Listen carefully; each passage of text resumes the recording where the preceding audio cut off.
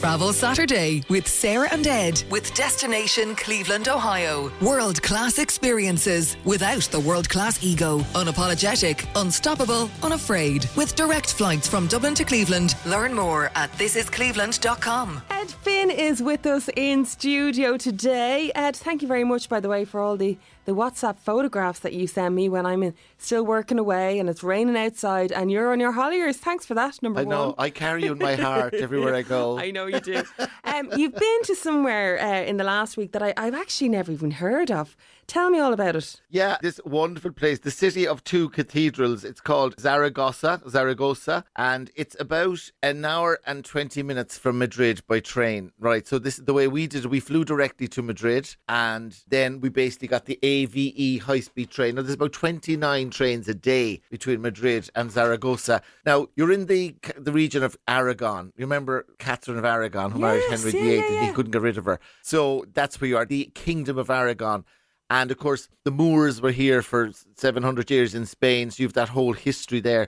But in terms of population, you're talking about 700,000 people. It's the city of two cathedrals. There's a basilica there, which is absolutely amazing. Now, the Basilica del Pilar, which is pillar. And the Virgin Mary brought a pillar to here, and it's in the cathedral, and you queue up and you kneel down and you touch it, and then, you know, all your woes and everything is great after that. But it's stunning. In terms of a basilica or a cathedral, it is probably one of the most impressive I've ever seen. Now, you know, you're talking UNESCO here as well. You've seen them all. I have. I love a good church, Trina, as you know. And this is mind-blowingly amazing. Outside, of course, you're in this beautiful square as well.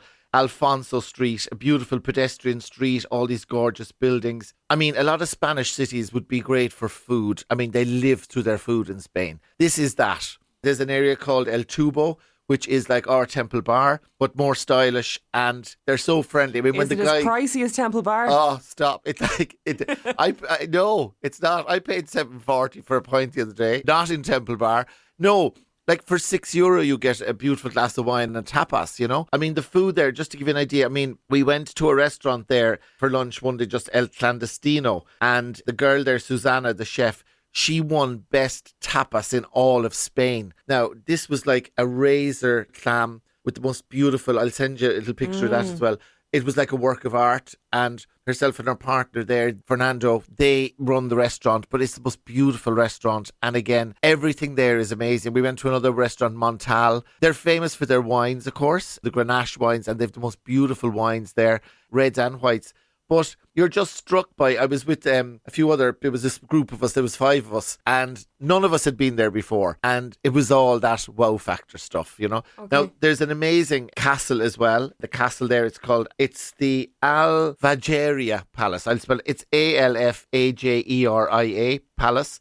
Dates back to the 11th century. It's a mix of Islamic mudahar, which is the kind of the artists that kind of did all the work in there, right? And the Gothic Renaissance era. But it's lovely because you've this mix of the Muslim history there, the Moors, and then the Christians came, and you get to discover all that kind of history there. Now, when I arrived, by the way, right, I felt I needed, as you can see, looking really well, a little trim, a little haircut.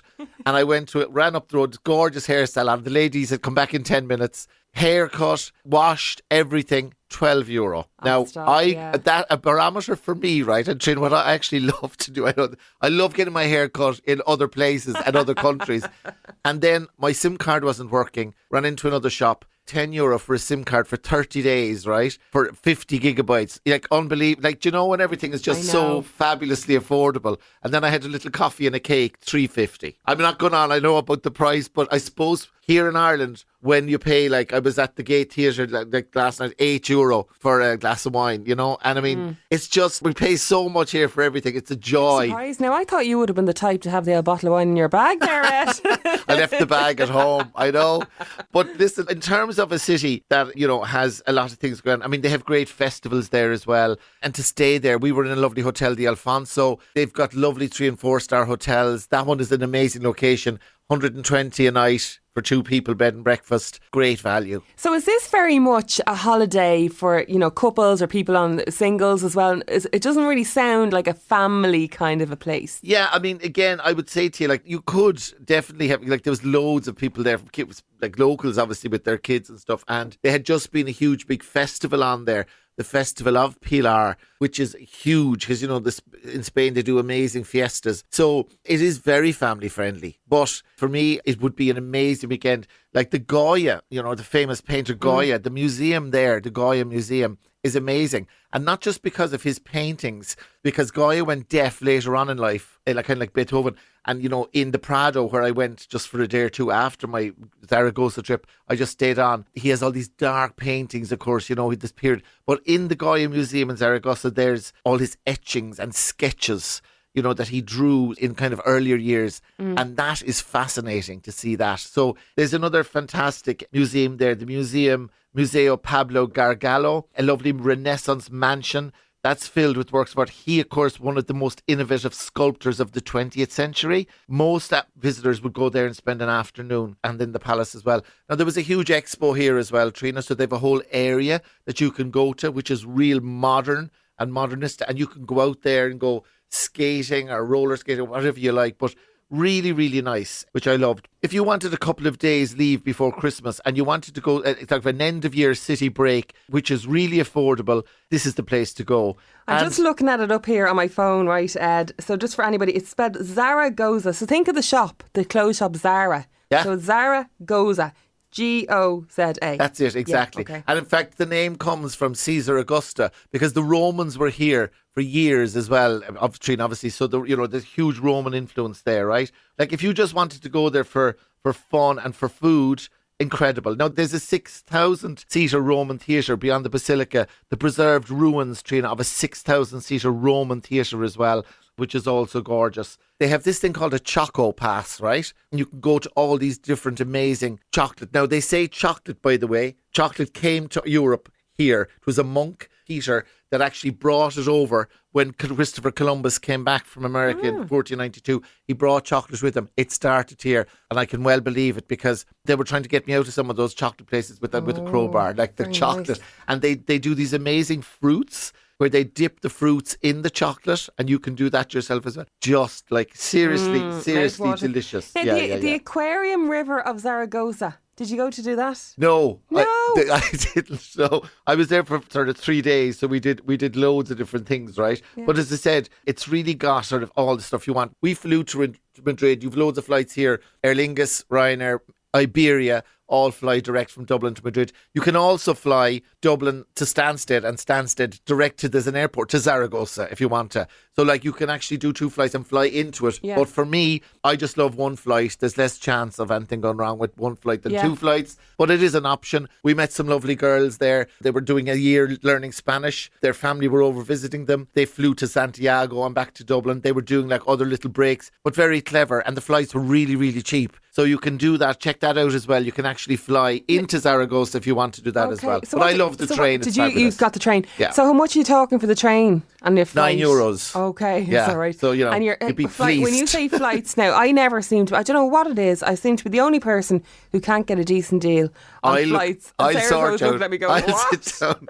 Those algorithms. It's definitely a way, isn't there? Yeah, there is, of course. Yeah, I mean, look, but there's Madrid because there's a lot of competition on the route, right? There's a lot of airlines flying there. You can get very good deals.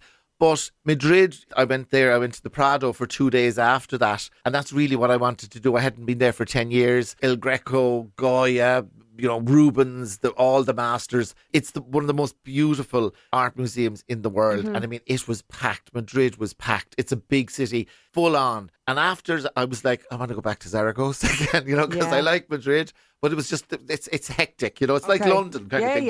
But it's fabulous, right? Now, there's loads going on there as well. But I loved that size, those narrow streets. Like the guy who owned the Melly Tapas bar when we were there having our little drinks and tapas. And I mean, one of the guys came out, I think he got a round of drinks. It was €11 for 4 of us, right? Stop and it. It'd be cheaper to get the flight and the I know. train and go for a night out over there. Yeah, and the owner came out and he had a little kind of speaker. We're Irish, and next thing he started playing the national anthem for us. You know, love the Irish there. Love the Irish. So how many days would you recommend going to I Zaragoza? loved 3 nights was fabulous. I loved it. Yeah, there's so much, and the shopping, by the way. Fantastic shopping there as well. Okay, and what time of year, Ed? I'd go back even for, they do great Christmas markets, something you wouldn't think of, I suppose, but it's an all year round break. Okay. Now, in July and August, Trina, like, it would get very hot. Jammers as well. So, to just, if you don't like that very intense heat, but it's one of the coolest cities I've been to, and I can't believe that I hadn't been there before. I can't believe I've never even heard of it. I know.